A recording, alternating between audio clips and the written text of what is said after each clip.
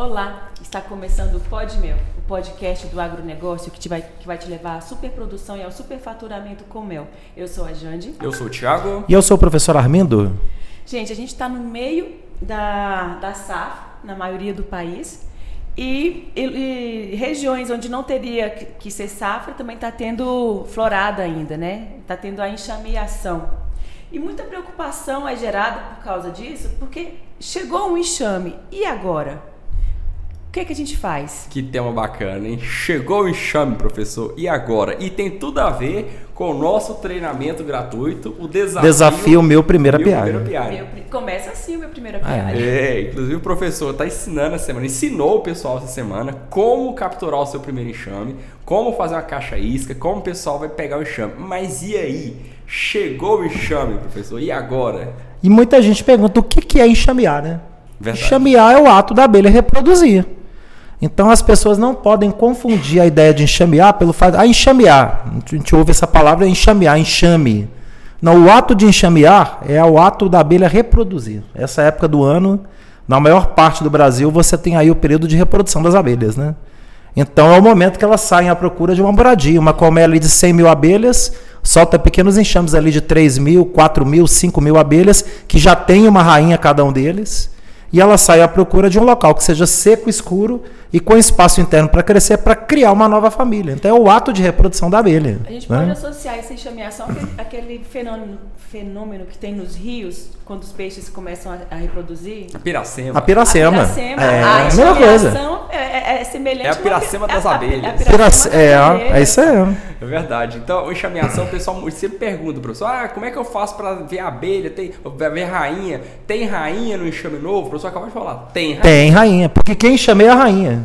Quem enxameia é a rainha. Quem decide, quem toma a decisão, eu vou reproduzir, vou sair daqui dessa colônia. Eu não vou ficar mais nessa colônia, que aqui já tem uma rainha. Eu vou agora para uma nova moradia e vou carregar um grupo de abelhas para a gente constituir uma nova família. Isso é uma decisão real. Isso não é uma decisão dos plebeus, das plebeias, no caso, não né? São os operários. Porque as abelhas operárias são fêmeas. Não é uma decisão das plebeias, é uma decisão da rainha. É uma decisão real. A gente vai reproduzir, vamos sair para um novo local para fazer uma moradia. O que muita gente fala, muita gente pensa erradamente, erroneamente, pensa que a enxameação é um ponto negativo da abelha africanizada. Ao contrário, foi uma das características que tornou essa abelha tão profícua no Brasil todo. Tão resistente. Fez ela se tornar uma abelha presente em todo o território das Américas. Exatamente. Né? Todo o território das Américas. Se tornou essa abelha presente em todo o nosso território aqui na América. É uma abelha que fez toda a diferença na própria presença da abelha na Terra. Porque a gente tem aí as abelhas asiáticas, que você tem ali todo o gênero das abelhas asiáticas, você tem o gênero das abelhas europeias, você tem o gênero das abelhas africanas. Mas você não tem um gênero de abelhas com ferrão na América. Não que as abelhas com ferrão na América, elas representem um gênero específico e raças específicas. Tanto é que elas não foram ainda nem nomeadas pela biologia internacional com nomes de espécies de abelhas americanas. Existe uma corrente da USP que trabalha há muitos anos para a criação da Apis mellifera brasiliensis. Nossa, que lindo. Que é a nossa africanizada. Soou tão bem, né? Porque ela tem características próprias e exclusivas dela. É verdade. Ela tem características, inclusive físicas. Ela tem características que não são da africana pura. E tem características que não são da europeia pura. A principal característica que ela tem, que difere das europeias puras e das africanas puras, é a resistência à doença. Algo que é único na abelha hoje. Tanto é que está fazendo muita diferença nesse problema que acomete o resto do mundo, da redução de população de abelhas no resto do mundo. O único país que não tem sofrido problema de redução de população de abelha pelos problemas enfrentados no hemisfério norte é no hemisfério sul, especificamente no Brasil, pela qualidade da nossa abelha. Verdade. Então a abelha realmente que ela hoje representa um avanço em termos de adaptação biológica, de evolução biológica da Apis mellifera no planeta, né? A gente ouve muito falar da extinção das abelhas, alguma coisa que está acontecendo com as abelhas no mundo todo, está acabando com as abelhas. E que ainda tudo gira na corrente das hipóteses. Tudo hipótese. Porque não houve ainda uma explicação para uma pandemia generalizada que está cometendo as abelhas no restante do mundo. Isso é uma coisa que a gente não vê acontecer no Brasil. Não vê acontecer no Brasil. O que você vê acontecer no Brasil de matança de abelha é veneno. É veneno. Defensivo. Isso aí mata abelhas, não tem jeito. Agora você desmatamento, né? E quando não é o veneno, a atitude responsável do criador de abelhas que não cuida da abelha no período de fome. Então, das duas, uma é veneno ou é o apicultor que não trabalha direito, que não tem conhecimento para trabalhar direito. Mas a nossa abelha ela é tão forte, tão violenta... que até nisso ela sobrevive. Porque ela, se o apicultor não dá condição para ela sobreviver na época da fome, ela não vai ficar... Ela abandona. Ela vai embora. Ela abandona e vai à procura de uma moradia. Enxameia. Então, a enxameação, ela nada mais é de que quando a rainha ela percebe que aquele local que ela está não tem condição dela continuar crescendo ou manter a sua colônia, ela sai dali mesmo. Popularmente ela vaza. Isso é uma decisão da rainha já nascida. Nasce a princesa, a rainha velha, a rainha mais velha, é que toma a decisão de buscar uma moradia nova. Então a decisão de fato, vamos reproduzir, ela vem da princesa? Não, ela vem da rainha velha. E vem da rainha velha antes mesmo do início da produção das realeiras que vão dar geração às princesas da colônia. Então é um processo bioquímico. A rainha percebe o quê? Ela percebe muita entrada de mel, porque o período de reprodução é no período de abundância de comida. Muito mel, muito pólen. É fartura. Então ela percebe a entrada de mel, ela percebe a entrada de pólen. Aí ativa o ovopositor dela, ela bota muito. 3, 4, 5, 6, até 7 mil ovos por dia no auge do período da florada. A população cresce. No que a população cresce, no espaço de 20 dias, exponencialmente ela fica sem espaço. Exatamente. No que ela ficou sem espaço, a rainha também percebe o quê? Agora a gente atingiu um ponto de crescimento tal que eu posso inibir a produção do hormônio de unidade na colônia para poder permitir às abelhas nutrizes e engenheiras produzir novas princesas através de realeiras. É o único momento que a rainha da colônia ela permite a produção de novas princesas através de realeiras, é no ato da enxameação. Porque ela decide, eu escolho haver novas rainhas na colônia. Quando nascer a primeira, eu pego um grupo de abelhas e enxameio. Então, olha bem, a decisão da rainha é tão sábia, é uma decisão tão real, que ela escolhe o quê? Nós vamos reproduzir. Mas antes de reproduzir, eu vou permitir que vocês produzam uma nova rainha. Então, eu vou reproduzir e vou em busca do meu caminho. Vou pegar minhas coisas e vou partir para a Terra Prometida. Vou partir. Só que eu vou deixar no lugar quem? Eu vou deixar alguém no lugar que vai continuar reinando e determinando o rumo e o caminho de vocês. Olha quanto que é sábio esse animal. E o tanto que isso é filosófico, cara. Sim. Demais. É fantástico isso. E o tanto que é perfeito, professor. Aí tem lá 3, 4, 5 realeiras. Nasce uma rainha e não pode ter 2, 3. O que acontece quando essa rainha nasce? Você vê outras realeiras lá na colmeia. Aí podem acontecer duas situações, Thiago. Aquela primeira princesa que nasceu a primeira princesa. Passa ali um prazo ali de no máximo 2, 3 horas, a rainha velha pega um grupo de abelhas e reproduz, enxameia. Ficou a princesa no lugar daquela rainha velha, ok? Tem outras realeiras. Sim. Aquela rainha, ela também vai tomar uma decisão que é qual? O que existe de espaço na colônia é suficiente para mim reinar? Ou eu vou permitir o nascimento de uma nova princesa para mim também reproduzir? Olha bem. Ela já nasce, então, com essa... Ela já nasce com esse poder de decisão. E com esse histórico. Com esse histórico biológico. Histórico biológico. Se ela percebe que existe espaço para desenvolvimento, que o grau de reprodução foi suficiente para poder subsistir, né, para poder sobreviver, o enxame que foi criado e o enxame que a criou, ela decide, então, não haver novas reproduções. O que ela faz com os ovos de rainha? Ela destrói os ovos de rainha e mata aquela rainha em desenvolvimento dentro daquele ovo. A rainha faz isso. E ela vai reinar sozinha. Ela vai reinar sozinha. Aqui sou eu que mando, não preciso de você.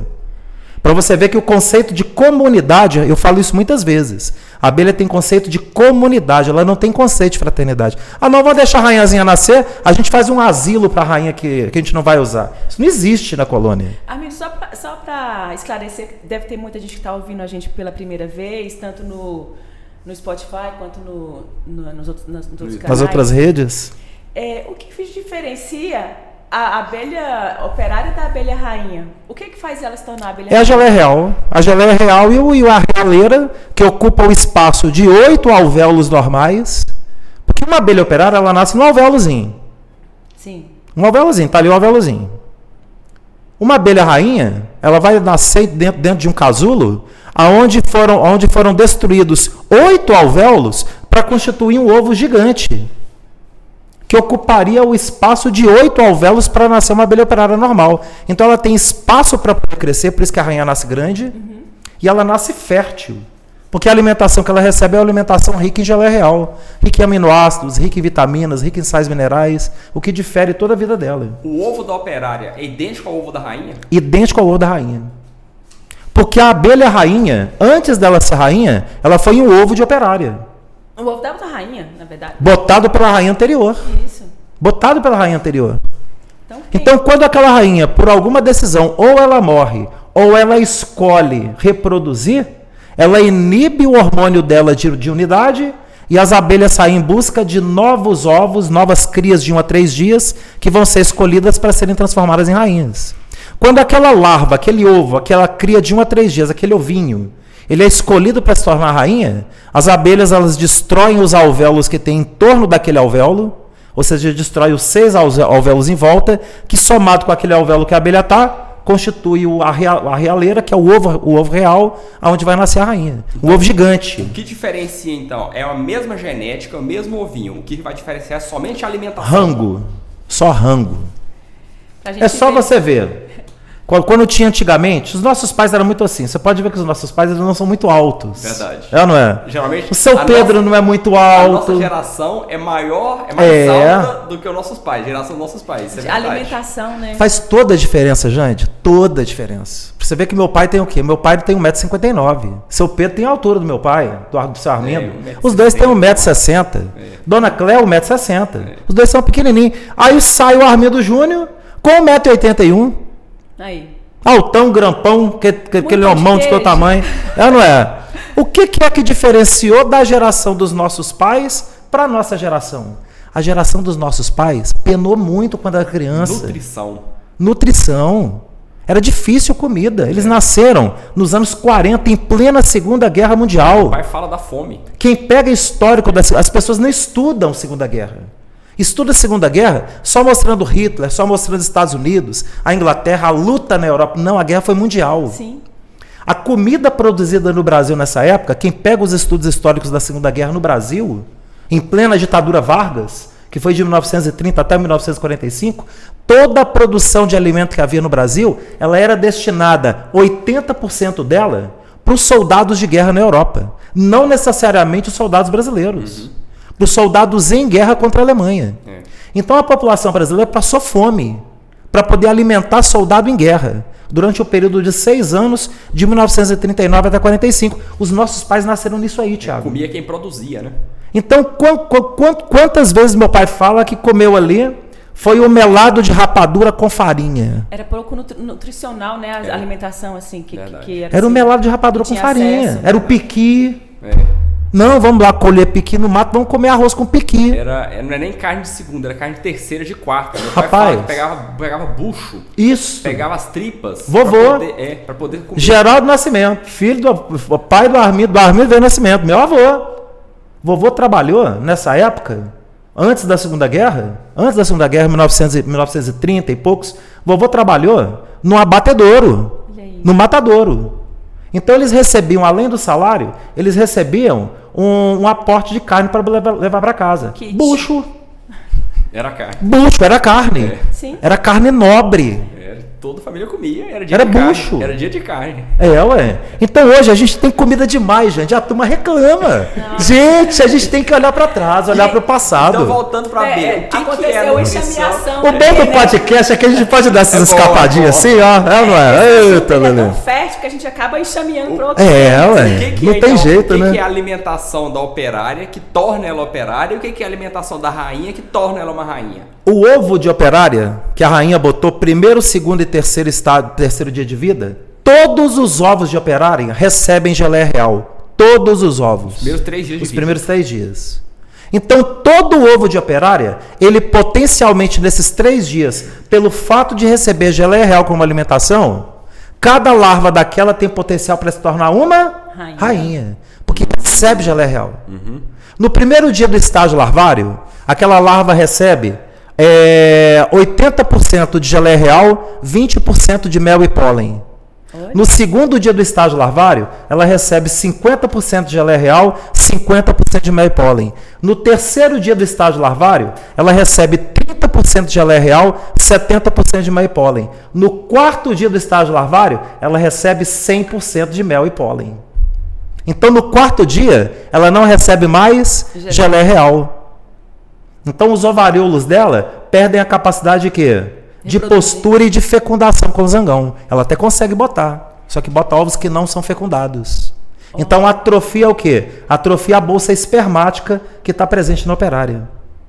Então, olha como é que tudo funciona bioquimicamente na colmeia. E a partir do quarto dia, ela vai se alimentar exclusivamente de mel e pólen. Dali em diante, ela sabe, serei operária para sempre. Até o último dia de vida dela. Os meus 42 dias de vida, que ela vive 42 dias de vida, que para ela é muito. É uma vida. Não, mas 42 dias não é nada. 42 dias para ela é 80 anos pra gente. Um dia vamos fazer um podcast para falar, pessoal, o que é a vida de uma abelha. Porque é muita coisa. Ela passa por muita situação, ela passa por muitos trabalhos, muitas castas, vai subindo. Tem muita coisa que a abelha faz em 42 dias. A gente pensa que é pouco. Nossa porque a Senhora. gente não conhece a vida de uma abelha. O animal, ele é perfeito. Vamos fazer. O próximo podcast vai ser esse. Precisamos fazer isso mesmo. A vida de uma abelha. Mas, gente, vamos voltar ao nosso tema, que a gente fica isso, aí, então, enxameando. Para voltar ao tema, professor, qual que é a diferença de uma rainha para uma princesa? A diferença de uma rainha para a princesa é que a rainha é fecundada e a princesa ainda não é. A princesa não é fecundada. Se a princesa fecundou, então ela foi o quê? Coroada. Ela foi coroada pelo quê? Ela foi coroada pela carga de esperma que o zangão vai lotar a bolsa espermática dela. O coroamento da princesa é a fecundação. O zangão pode ser de qualquer colmeia. Vai ser de qualquer colmeia. Raramente é daquela. Raramente é o irmão dela. Raramente. Ela é perfeita, ela não faz. Todos os seres vivos, gente, eles encontram mecanismos bioquímicos para impedir que ocorra o quê? Que ocorra incesto naquela população. Então você não vai ver um zangão irmão da rainha fecundando a rainha. Ou filho da rainha. A natureza ela vai encontrar mecanismos para poder impedir isso. Uma atratividade menor, um cheiro menor. Então não existe dessa de incesto na abelha. Lá não dá. Lá não tem como. E isso ocorre em todos os seres vivos, não é só na abelha, não. Sim. Em todos os seres vivos. No ser humano acontece, no cachorro acontece, no gato acontece, no leão acontece, qualquer bicho. A natureza armou esse mecanismo para antecipar. Até nas plantas. Até nas plantas. Uma defesa pra, o pólen de um milho, espécies, né? o pólen de um milho, porque você tem ali o pólen lá em cima. Sim. E você tem a cabeleira do milho aqui embaixo, que é o quê? Que é o órgão feminino do milho. O pólen é o masculino. O pólen do milho, do pé de milho, não fecunda o próprio milho. Verdade. Por que eles plantam lavouras imensas de milho? Para o pólen daquele milho, ele sobrevoar toda aquela lavoura gigantesca e fecundar outro pólen de um outro pé de milho. Então não ocorre autofecundação de planta. A planta encontra mecanismo biológico para impedir. A natureza é perfeita. Perfeita em tudo. Professor, chegou o enxame e agora? E agora? Aí o bicho pega. Porque o enxame ele pode chegar em duas situações, né, Thiagão? Como é que é? Tem duas situações que pode acontecer essa questão do enxame chegou. Tem a situação em que o indivíduo, ele quer pegar abelha. Eu quero mexer com mel, quero produzir meu melzinho, quero ter minha abelhinha. Então, ele vai atrás da abelha. É verdade. Mas tem aquela situação que o camarada tá tranquilo na fazenda, ou tá na casa dele, e chega aquele enxame, inesperadamente, tem um monte de abelha atrás dele. Então pode acontecer de você ir atrás do enxame e pegar o enxame. Sim. E pode acontecer de você estar tranquilo e o enxame vem atrás de você. E aí, o que a gente faz em cada situação dessa? Pois é, essas duas situações são muito importantes. Até falando exatamente aí, porque é o tema do nosso desafio, meu primeiro apiário, né? A turma que está acompanhando o treinamento dessa semana, o objetivo é mostrar o quê? Primeiro que a abelha está presente. Sim. Primeiro que a abelha está presente, a gente sempre pensa a abelha como um animal que está lá longe. Não, a abelha está lá longe. Não, a abelha está mais perto que você possa imaginar. Né? E o mais incrível, desmistificando aquela história que a abelha é um bicho que chega, sai matando, que sai matando, que sai atacando, que sai não sei o quê. Tem centenas de alunos pegando a abelha no Brasil todo. E o que é mais importante é isso, tirar esse medo, esse monstro que foi criado em cima da enxameação, da captura de abelha, e falar que é uma coisa natural. A turma, inclusive, que quiser ver isso, tá lá no nosso grupo Cursos e Eventos Cia da Abelha no Facebook, que é onde a gente está direcionando os alunos que estão inscritos no nosso treinamento Desafio Meu Primeiro Apiário a colocar o vídeo ali de captura. Não só de captura, mas de colocação da caixa isca também. Então, quem estiver no YouTube ou no Spotify, procura lá no Facebook um grupo, é o grupo da Cia da Abelha. Isso. Ele é Cursos e Eventos Cia da Abelha. Cursos e Eventos. Tem 4 grupos no Facebook, mas é o grupo Cursos e Eventos. Tem muita coisa interessante. Procura esses grupos, pede para entrar no grupo, o pessoal vai te autorizar a entrar e você vai ver tanto de gente pegando enxames no Brasil todo. Brasil todo. O que é interessante é isso, porque a gente está tendo enxameação, pelo calendário apícola, a gente teria que ter enxameação somente aonde agora? Sudeste, Centro-Oeste, Oeste da Bahia, Sul do Piauí, Sul do Maranhão e parte da região Norte, estado do Tocantins e parte do Norte do Brasil. Isso. Só que a gente está vendo enxameação acontecendo também em várias regiões do Nordeste brasileiro. Nordeste. Porque apesar de que a chuva já diminuiu no Nordeste e é período de entre-safra, mas tem muita região que está verde ainda. E tem região que está chovendo. Tem flor ainda. Está caindo um rescaldozinho de chuva. Você tem a Jurema Preta ali que está no restinho de flor, então está tendo enxameação. Sul do Brasil, que a enxameação começa pelo calendário a partir de outubro. Mas a gente está tendo vídeo de alunos que estão participando do nosso treinamento, pessoal do Paraná, Santa Catarina, Rio Grande do Sul, pegando abelha. Às vezes não tá conseguindo fazer a captura, que tá fazendo frio lá. Fazendo frio, exatamente. Essa semana não tá conseguindo pegar no sul, mas tá fazendo resgate. Tá fazendo resgate. Mas até captura também. Teve um lá do Rio Grande do Sul que mandou, lá de Parobé. Olha que maravilha. Parobé no Rio Grande do Sul capturou um enxame lá, cara. Mas vamos àquele primeiro ponto. A pessoa, ela tá tranquila, pessoal, e o enxame chegou. Ele nunca ouviu falar de abelha na vida dele, ele tá ali no domingo, na área de churrasqueira com a família no sítio, na chácara, às vezes até tomando ali uma cervejinha, tomando uma branquinha, todo mundo ali reunido, confraternizando, de repente, chega aquela nuvem de abelha gigantesca, bota todo mundo para correr dentro de casa e pousa a abelha junto da lâmpada na área da churrasqueira. Verdade. E forma aquela barbona de abelha. O que fazer? O que fazer? Desespero corre. A primeira coisa que a pessoa, nossa, eu tô aqui no mato, tô com visita aqui, tô aqui no sítio, o pessoal apavorado com a abelha, eu vou enfiar fogo. Baigon. Vou pegar um vidro de baigon e bater. Só que você tá durante o dia, a abelha vai chegar durante o dia. Você bater um vidro de baigon ali, Jande, na hora que você der a primeira espirrada, não, além de matar, na hora que você der a primeira espirrada, que a abelha soltar aquele zumbido dela, de dizer assim, olha, perigo, estão jogando algo aqui que está me fazendo muito mal. Na hora que ela soltar aquele zumbido de guerra, as abelhas vão criar uma nuvem e vão para cima daquele cara. Então não joga veneno. Não é só no sentido de você ter risco de ser atacado, não. Mas é porque a abelha não há necessidade de você fazer isso. Porque a abelha, quando ela chega, ela não está atacando. Não, ela vai pousar e vai formar uma bola de abelha. Ela não está ali querendo atacar ninguém. Ela vai chegar e pousar.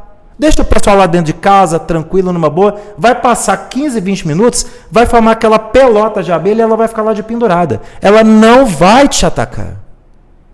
Ela está ali simplesmente pousando, repousando, encontrando um cantinho para descansar. Então, primeiro ponto. Até encontrar uma moradia. Primeiro ponto. Não ataque a abelha. Não ataque a abelha. Não põe fogo, Não põe fogo. Não, porque eu vi o meu avô fazendo isso uma vez, ele chegou ali um chumaço ali de jornal, enfiou fogo nas abelhas. A abelha não é maribondo, gente. É crime. E é crime, pessoal. Matar a abelha é crime. Não, pessoal, não tem problema não, é animal exótico. Mas nisso aí o IBAMA interfere. Tem proteção de animal. Tem lei. Além de você receber uma multa de R$200 por abelha morta, não é por enxame morto não, Jande. É por abelha morta. Meu Deus. É a multa que você recebe. Você ainda pode ser enquadrado como maltrato de animal e você pode ir até preso.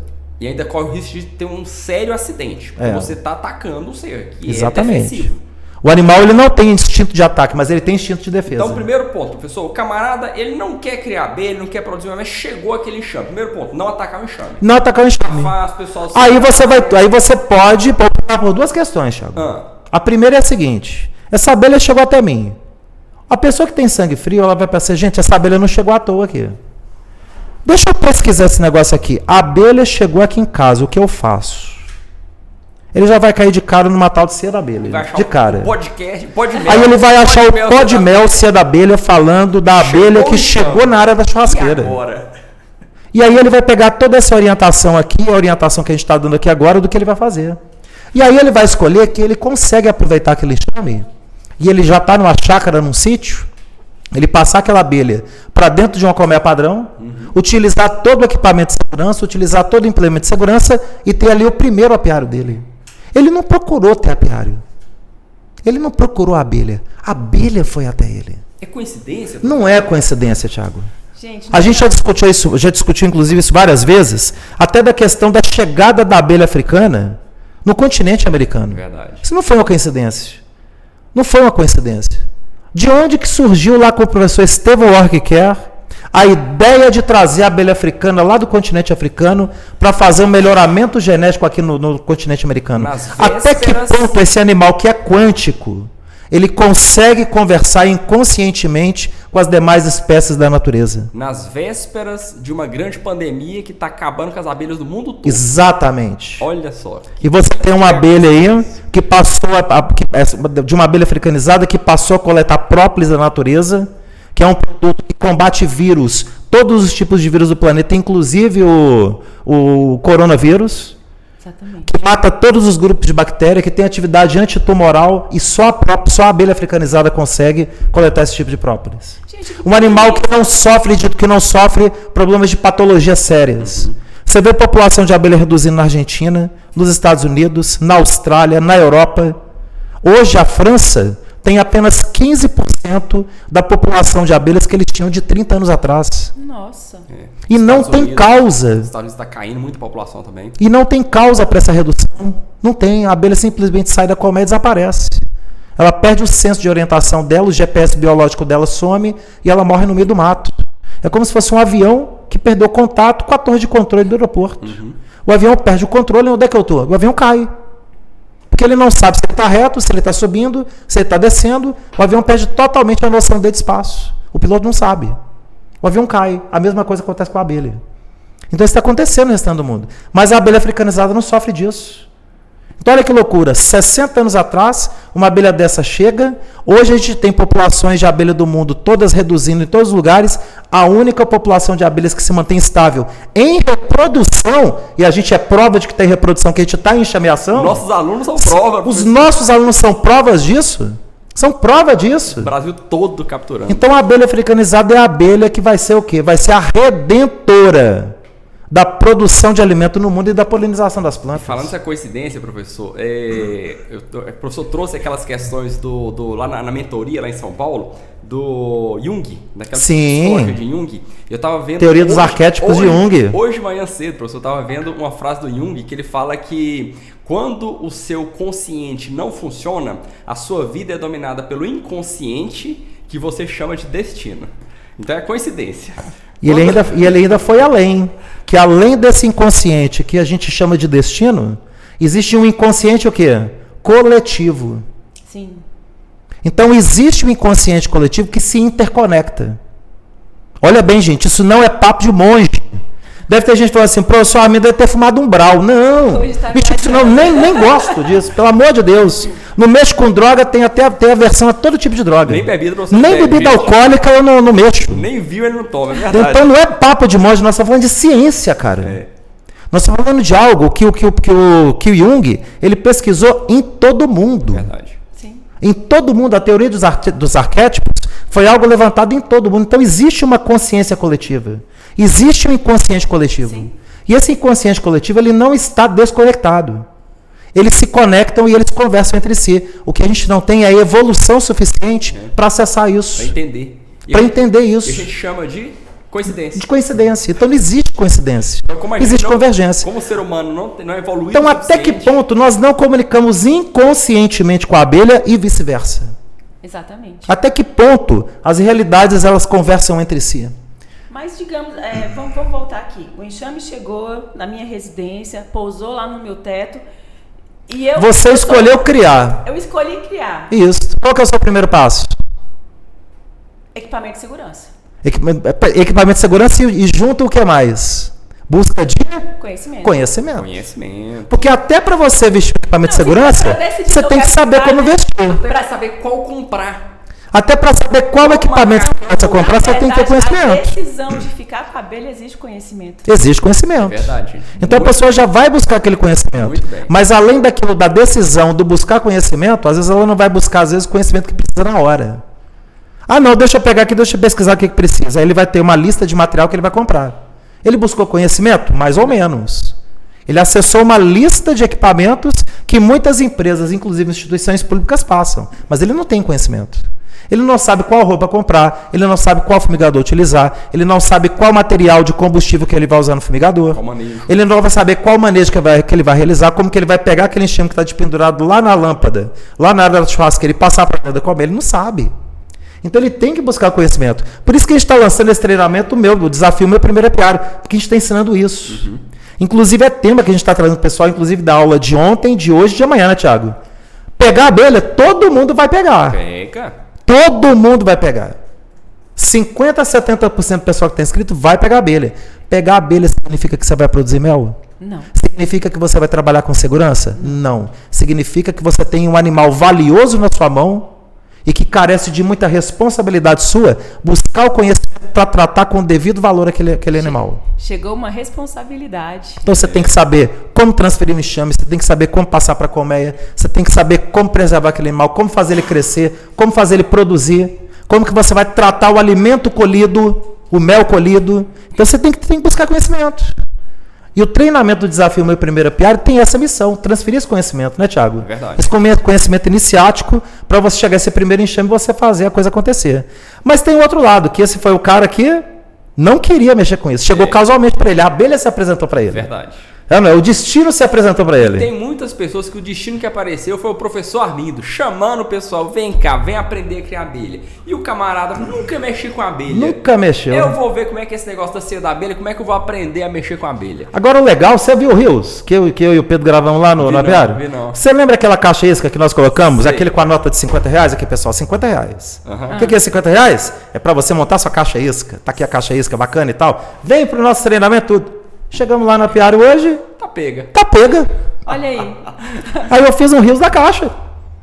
Aqui, ó, pessoal, tá vendo a caixa aqui que eu coloquei? Com aqueles R$50. Então agora é o seguinte, a abelha tá aqui, tá capturada. Vem pro treinamento hoje para você saber o que você vai fazer com essa abelha. Sim. Né? E aí a gente convidou, foi a aula que teve agora há pouco, não é? Falou que teve agora há pouco aí do pessoal ir acompanhando. Então a abelha vem. Mas a pessoa tem que saber o que fazer. A pessoa que escolheu buscar a abelha, espalhar a caixa isca, que seguiu a nossa orientação de como que ia montar, de como que ia instalar, como que ia colocar, a abelha chegou para você. Só que agora você tem que continuar o quê? Em busca dessa informação no nosso treinamento, no nosso desafio Meu Primeiro Apiário, para poder complementar a sua informação, para você saber o que você vai fazer com aquele enxame. É mais ou menos assim, olha aqui, ser humano, estou te dando uma chance de cuidar de mim. É. O que você vai fazer? É isso aí. A ideia é essa. Então é porque o produtor tem que buscar. A gente sempre falou muito nas nossas aulas, professor, que quando chega um enxame, ou quando você pega um enxame, você pegou um boi. Você pegou um Eu ia boi. falar isso agora. Que presente. Ué. Que presente. Porque a abelha produz igual um boi e rende igual um boi. Ela produz igual um boi e rende mais do que um boi. Não é igual não, mais. Ela não come com o boi, não dá despesa com o boi. E não dá o trabalho que o boi dá. E não dá chifrada igual o boi dá. Ela dá uma ferroadinha que dá para 99,99% da população não mata. Ao contrário. Porque 99,99% não tem alergia. Ele tomou uma ferroadinha e inflamou. O boi não. Se ele te der uma chifrada, meu amigo, é cachorro ela preta. Eu tenho mais medo de boi que a abelha. Já falamos isso aqui, inclusive, no pó de mel. Eu também. Bicho é perigoso. Eu também. Então tem essa questão, ó. Chegou o boi para a pessoa, chegou aquela oportunidade. Eu vejo como uma oportunidade. Chegou um enxame, ou você conseguiu capturar o enxame, é uma oportunidade. É uma grande oportunidade. Você não pode perder essa oportunidade. É uma oportunidade de você montar seu apiário, uma oportunidade de você produzir mel, uma oportunidade de produzir um alimento saudável, uma oportunidade de você faturar, porque você fatura. Mas para você buscar isso, você tem que quebrar a sua zona de conforto. Ah não, chegou essa abelha, nossa, a abelha tirou minha rotina. Que bom, meu amigo. Então ela está te convidando para você sair da sua zona de conforto. Eu gostei desse ponto aí, professor. Para você quebrar a sua zona de conforto. Você está ali na sua tranquilidade, no seu churrasco no final de semana na chácara. Chegou a abelha. Quebrou a tua zona de conforto e é para quebrar mesmo. É para dizer para você que a tua vida você tem que fazer algo diferente. Ela está dizendo, olha, o planeta está aí, ó, precisamos de alimento saudável, precisamos gerar aí proteção da natureza, proteção da fauna, flora, gerar emprego, gerar renda, né, Tiagão? Falando nessa questão da evolução, como ser humano e como todos os seres, a gente só evolui quando a gente sai da zona de conforto. Quando sai da zona de conforto. Quando você está naquela inércia, sempre na mesma coisa. Tá tudo beleza, tá tudo tranquilo. Pra que eu vou fazer algo diferente? Você não cresce, né? Você não cresce. Agora quando você... Aí você espera então cair assim e fala, opa! Então quando você cai, significa que saiu da zona de conforto. Então ou você sai pelo bem ou sai pelo mal. Exatamente. Ou você espera uma coisa muito ruim acontecer para você evoluir, ou você faz acontecer para não esperar uma coisa ruim para você evoluir. Exatamente. E o professor falou uma coisa muito bacana, que quando chega a abelha, sai da sua zona de conforto. Você tem que buscar conhecimento, você tem que estudar, você tem que fazer investimento. E para a pessoa que espalhou a caixa isca sob a orientação nossa, aí que ele tem que ter a responsabilidade, não é nem dupla não, é uma responsabilidade tripla. Primeiro, que ele capturou a abelha, seguindo a orientação nossa. Segundo, que ele tem que continuar seguindo a orientação nossa, de a partir do momento que ele capturou, ele buscar o material de segurança correto, ele buscar o entendimento do que ele vai fazer imediatamente com aquela abelha, o manejo correto, a proteção correta, a colmeia correta, o suporte correto, as telas de transporte corretas, para ele poder levar para o local onde ele vai instalar a abelha, instalar o apiário conforme nós orientamos na aula de ontem. Todas as técnicas de instalação de apiário, todo passo a passo, todo metro. Ele não vai botar a abelha do lado da porta da cozinha? Então ele tem essa responsabilidade dupla e tem a tripla. Porque se ele não seguir e fizer a coisa corretamente, ele ainda vai sair falando mal depois da abelha, saindo falando mal da apicultura e falando mal do professor Armindo, que botou ele na fogueira, que ele capturou enchente de abelha e agora ele não sabe o que é que faz. Ele dizer que ele não sabe o que faz, ele está sendo temerário e ele está sendo irresponsável, porque a gente está ensinando. Então vamos falar um pouquinho dessa responsabilidade. Se ele enfiar fogo, eu vou lá torcer o pescoço dele depois. É crime. É crime. Faz isso. A gente está aqui ensinando, orientando. Estamos ensinando a capturar e estamos ensinando a cuidar direito. Sim. Vamos então falar... é papel do apicultor buscar isso, né, Thiago? Vamos falar um pouquinho dessa responsabilidade, professor. Eu vejo aí que tem dois tipos de responsabilidade. Tem a responsabilidade para com as pessoas que estão perto de você. Você tem que saber agir com aquele animal que é defensivo. Então você tem uma responsabilidade com as pessoas, com a criação, com a segurança. E você tem uma responsabilidade com as abelhas também. Sim. Vamos lá, questão de responsabilidade com as pessoas, segurança. Que medida de segurança ele tem que tomar, professor? Qual que é o equipamento de segurança que a pessoa tem que ter para trabalhar com a abelha? O equipamento de segurança que a pessoa tem que ter para trabalhar com a abelha é no mínimo o quê? O macacão, que não precisa ser o macacão mais caro do mundo. Pode ser o macacão mais simples, o macacão de brinco, é o mais simples. E luva, né? Ele ter luva, ele ter bota, né? E ele tem ainda ali o fumigador. Isso ele tem que ter de cara.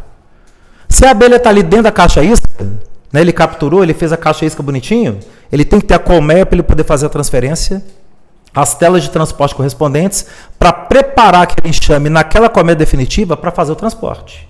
E em busca do local onde ele vai implantar o apiário. O local onde ele vai implantar o apiário é como nós orientamos na aula de ontem. Um ponto na área rural, não se cria abelha em cidade, exatamente pela segurança que você tem que ter com as pessoas em área urbana. Abelha apis apenas em zona rural. Apenas em zona rural. Não se cria abelha em cidade jamais, nunca. Ah, não, eu tenho um terrenão aqui de 20 metros quadrados, que está aqui no meio da cidade, mas é um terrenão de 20 mil metros com muito mato. Mas é área urbana.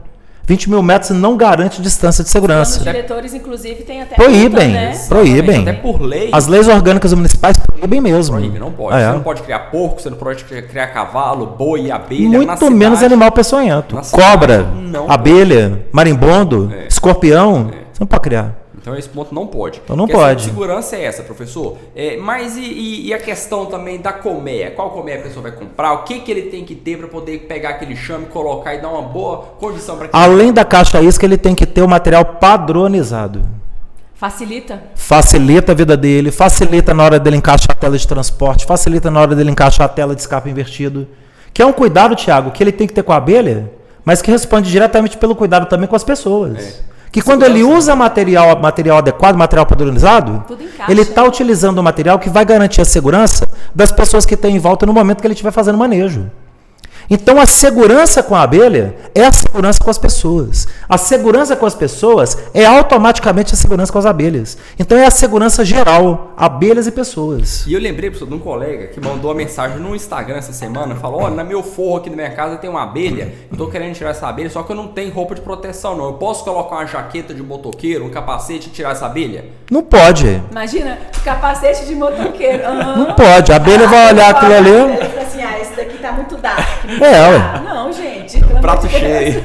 Aí o cara vai falar, fumão brau mesmo. Aí fumão brau mesmo. Vou botar uma capacete de motoqueiro pra mexer com a... Gente. Mas não dá pra fazer uma gambiarra, professor? Não. Bem bolado assim. Entra no Mercado Livre. Hoje até a loja americana vende macacão de apicultura. Se não me engano, ali é 130 ou 140 reais na loja americana. Vai entregar pra você ali com 4, 5, 6 dias. Professor, mas o enxame tá aqui na área da churrasqueira. Deixa ele quietinho lá. Não cutuca. Que problema que vai? Só você não cutucar. Ele tá pousado lá, quietinho, lá numa boa. Aí o cara pega um toco de pau pra... Ou então fica... Aí vai tomar ferroada mesmo, velho.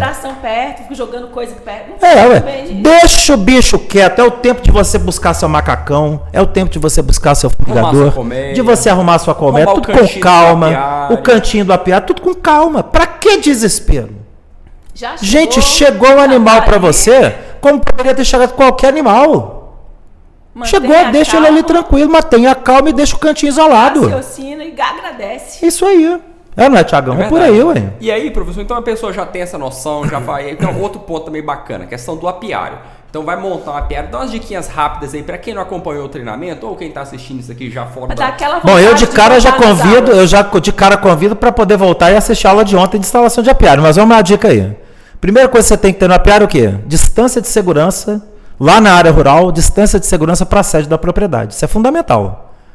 Essa distância tem que ser de 300 a 500 metros da sede da propriedade.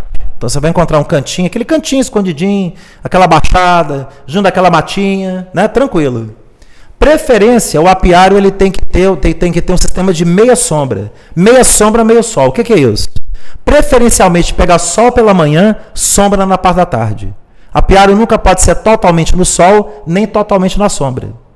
A água tem que estar disponível para a abelha numa distância de até 500 metros. Ela busca néctar e pólen até 1,5 km. Mas a água ela não vai buscar 1,5 km. Ela busca até 500 metros. A outra coisa é o acesso para o apiário. Não, se é para colocar a abelha escondida, então vamos colocar lá no meio daquela mata, a gente abre uma trilha e vai lá no apiário de padiola. Isso é outro erro. Porque quando você tiver com um apiário com 30, 40, 50 colmeias, você vai estar produzindo ali de 2 a 3 toneladas de mel. Como que você sai fazendo colheita de 3 toneladas de mel de padiola? Aí o apicultor deixa de ser apicultor e vira burro de carga. E a outra coisa, que é o quinto ponto, é a segurança para a abelha. A abelha ela tem que estar situada numa distância realmente de até 300, 500 metros e não mais do que isso. Porque se algum vagabundo, algum ladrão for mexer na sua abelha de madrugada, querer roubar sua abelha ou roubar seu mel, o cachorro vai latir, né? O caseiro vai ouvir barulho, se você morar na fazenda você vai ouvir barulho, você vai perceber a movimentação. Então você vai garantir a proteção da abelha. Tem gente que implanta apiário a 4 km da sede. Implantou apiário longe da sede, apiário para ladrão. Então corre porque é frio, né, Thiagão? Verdade, professor. Então tem essa questão da responsabilidade que a pessoa tem para montar o apiário, para colocar as abelhas no local correto, para você ter toda a segurança. Daí ele mantém a segurança com as pessoas, mantém a segurança da criação dele, da fazenda, dá para criar direitinho. E a responsabilidade com a abelha, professor? O camarada tá participando do desafio, capturou a abelha. Que responsabilidade que tem com aquele animal a partir de agora? Que foi tema da aula de hoje. Foi tema da aula de hoje. É um ser vivo. É um ser vivo. E todo ser vivo na natureza, ele enfrenta períodos de abundância e períodos de escassez. Professor, pois é, eu vi lá na sua aula, eu achei que a abelha produzia mel 12 meses do ano. Não produz, não. Você não planta milho produzindo 12 meses do ano. Você não planta soja produzindo 12 meses do ano. Você não tira leite 12 meses do ano em abundância. Você não tira ovo da galinha 12 meses do ano. Galinha caipira, né? Não de granja. Galinha caipira 12 meses do ano dando ovo caipira. Não tira.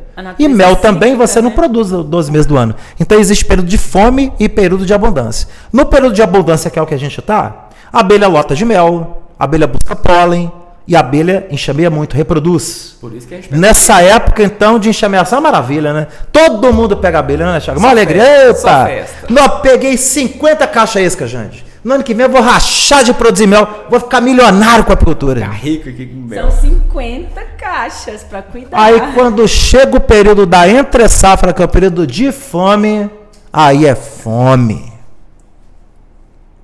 Aí é aquele momento que o filho chora e a mãe não aparece. E a mãe é quem? É o apicultor, que capturou a abelha na caixa isca e esqueceu que ele tem que cuidar do filho no momento de fome. E a abelha ali precisa de alimentação. É 6 meses, 6 a 8 meses, que tem região do Brasil que é 8 meses de seca, igual ao Nordeste. É 6 a 8 meses de fome. E que o apicultor tem que cuidar. Ele tem que nutrir. Não é nutrir para poder produzir mel. Você não alimenta para produzir mel. Ela não transforma em mel que você alimenta. Quando você alimenta, você não nutre a abelha, você subnutre, Thiago. Ela não entra em nutrição adequada ainda. Ela fica subnutrida. Ela tem uma nutrição mínima para não morrer. Quando você fala em alimentação, vamos deixar mais claro, porque muita gente está ouvindo a gente e fala assim, o que eu vou dar de alimento para a abelha? O que a gente serve? A alimentação é literalmente água com açúcar mesmo. Com açúcar. Que é a fonte de energia imediata, é o carboidrato. Ela vai transformar em mel, não dá tempo de transformar em mel. 100% daquele alimento, 100% daquele alimento, daquela água com açúcar, vai virar alimento para distribuir para os filhotes da colmeia. A ordem do dia é alimentar o filhote primeiro. Se sobrar, as abelhas nascidas, elas comem. Essa alimentação, professor, não é trabalhosa, não? Tá todo dia. Rapaz, não, porque você não vai todo dia, né? Ah, é? Você não alimenta todo dia, Thiagão. Você vai lá uma vez a cada 15 dias. E ela come também o bife proteico, viu, gente? Que é uma ração que tem para a abelha, onde a gente coloca um pouco de mel naquela ração para ficar bem docinho, e a abelha devora aquela ração. É o bife mesmo, é a carne para a abelha. Que é o que dá a nutrição ali de proteína e de aminoácido que ela precisa. Então é o carboidrato do xarope, mais o bife proteico, que se alimenta uma vez a cada 15 dias. Então é muito pouco. Qual que é a quantidade que dá? 250 gramas de bife e 1 litro de xarope a 50% de concentração. Você vai dar isso uma vez a cada 15 dias. É o suficiente para o enxame não morrer. Agora, se você não alimenta nada, não precisa dar nada, não. No ano que vem eu ponho caixa isca de novo e captura. Aí você deixa o animal morrer, sacanagem. É muita irresponsabilidade.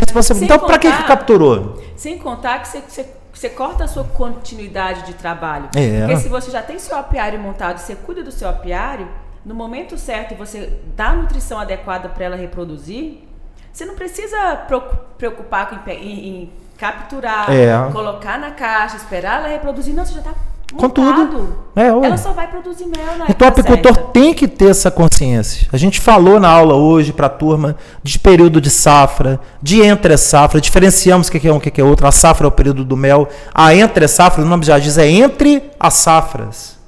Entre as safras, entre-safra, entre safras. Então é um período que não tem safra, não tem produção, é fome. E todo animal você tem que realmente dar nutrição para ele. E o custo disso, professor? Como é que custa? É barato demais, Thiago. Vai alimentar um boi no período da seca. Vai alimentar uma vaca para ela continuar produzindo o mínimo de leite ali, com ração. Com silo.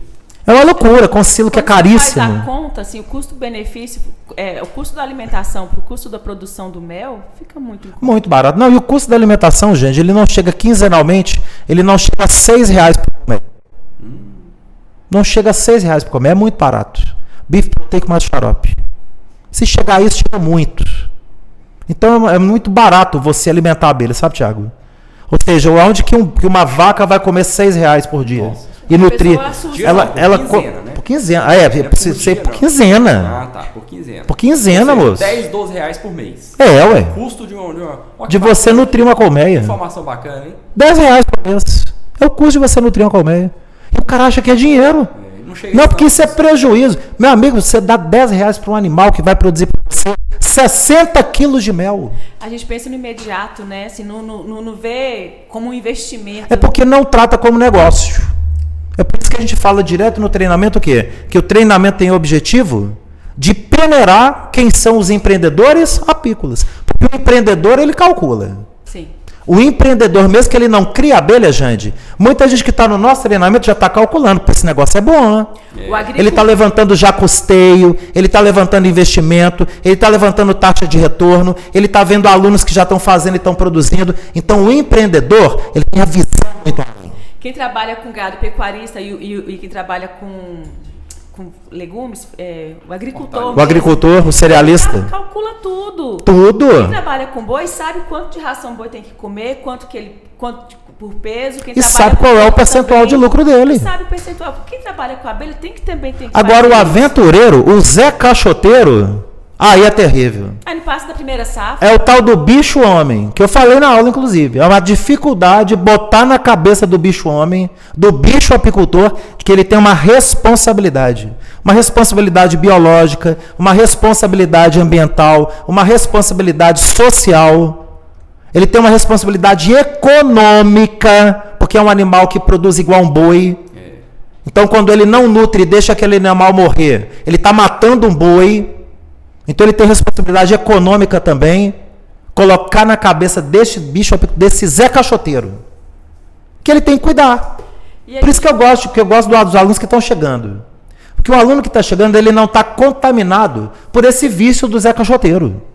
Não está contaminado, Thiago. Que o mel bem manipulado, bem tratado, bem embalado e rotulado, ele tem valor, gente. Agora, mesmo o apicultor, viu, gente? Mesmo esse apicultor Zé Caixoteiro, que tem muita gente aí que está colocando caixa isca por estímulo nosso. Ah, não, vamos ver se vai dar certo.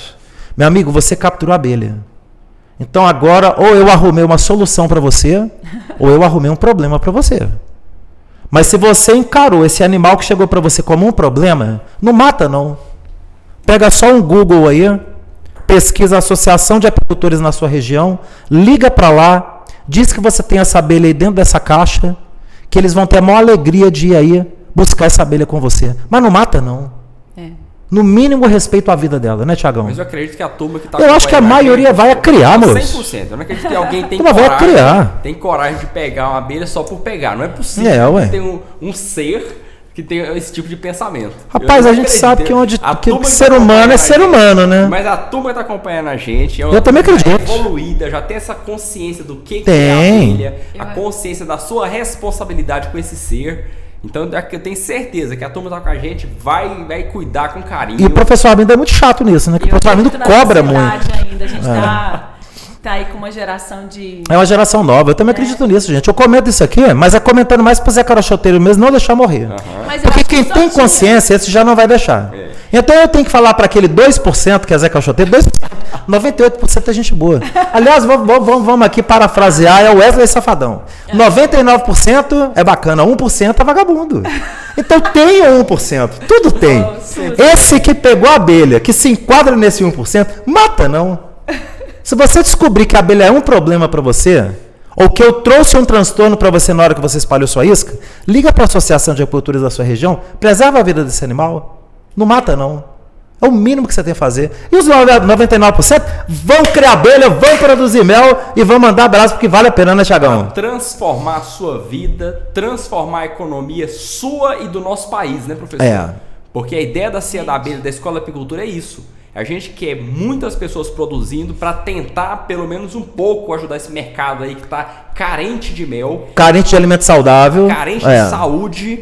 E gente, não preocupe em produzir mel, porque tem mercado para consumir mel. Menina, falta mel. Mel de qualidade não tem. Então não preocupa. E temos toda a condição de estar formando essa turma de novos apicultores com visão empreendedora de produzir, e não é produzir melzinho, não, é produzir toneladas de mel para fazer esse produto valioso circular no Brasil e no mundo. Que o mundo todo hoje baba no mel brasileiro, é louca no mel brasileiro. Inclusive tem a Apimonde agora, né? Tá tendo a Apimonde, né, lá na Turquia, depois de 2 anos e meio de pandemia, né? A Apimonde sempre aconteceu de 2 em 2 anos. O que é essa Apimonde? A Apimonde é o Congresso Mundial de Apicultura. Reúne aí as instituições de pesquisa do mundo inteiro que trabalham com apicultura, as principais empresas de importação e exportação de mel de todo mundo e as confederações de apicultura de cada país. O Brasil ele se faz representar lá pela Confederação Brasileira de Apicultura, na pessoa do Zé Aragão, que é o presidente hoje da confederação, junto com toda a equipe dele, do time também técnico-científico, a doutora Lígia Barreto, que é presidente da Comissão Técnico-Científica da CBA, que está lá presente, lá apresentando todo o trabalho do Brasil. O Brasil ganhou, nas últimas 4 Apimôndias, tem um concurso de mel do mundo. Sim. Então vai ali quase 10 mil amostras de mel do mundo todo. E o Brasil ganhou as últimas 4 Apimôndias como o melhor mel do mundo. Olha só. Então é um concurso que não é feito com 10, 15 análisinhas, não. E assim, o Brasil... São 176 análises do Codex Alimentares das Nações Unidas. Tudo em parte por trilhão. Até a alma do mel é vistoriada naquele mel. E ainda tem a parte ainda dos sommeliers de mel que fazem a degustação do produto. Análise sensorial do Então mel. o produto ele recebe a titulação de melhor mel por análise laboratorial e sensorial. Ou seja, assim, o produto é de qualidade e é gostoso. O Brasil é um bebezinho, né, nesse negócio de produção de mel de apis, né? A gente tá concorrendo, já está ali entre os grandes do mundo. Sim, ué. O mundo deseja o mel brasileiro. O mundo deseja o mel do Brasil. Então, o mundo deseja o mel da abelha africanizada brasileira. Nós temos toda a condição de estar fazendo essa grande produção de mel, mudar o PIB do agronegócio brasileiro com a produção de mel. E isso é a responsabilidade de cada um que deseja integrar o mercado de apicultura no Brasil. Ainda de forma sustentável. De forma sustentável, que é o principal. Então a gente pode fechar... Intervir no PIB agropecuário brasileiro com o negócio agrosustentável. Isso. Que é o principal, é o que a gente está precisando no país. Isso.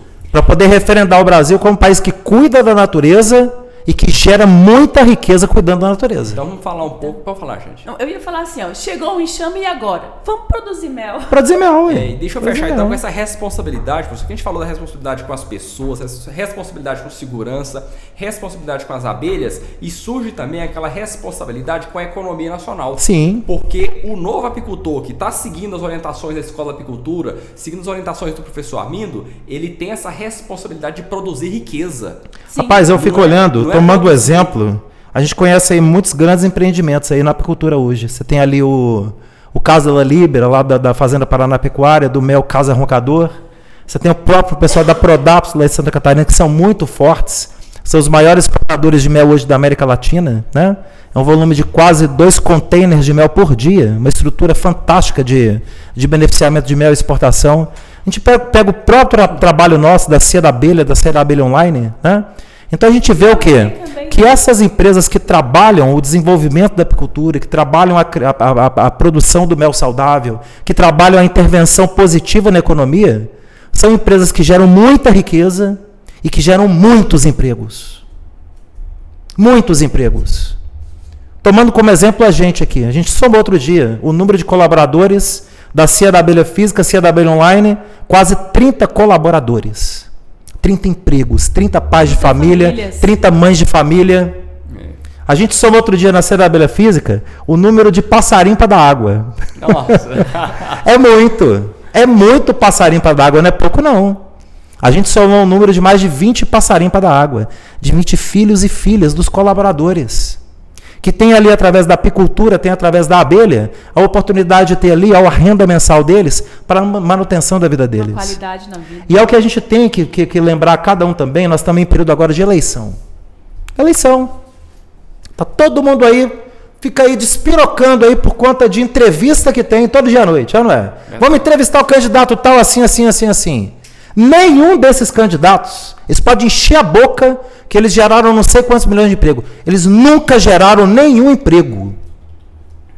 Ainda Nunca geraram e nunca gerarão. Porque não é papel do Estado gerar emprego. Exatamente. Quem gera emprego são os empreendimentos.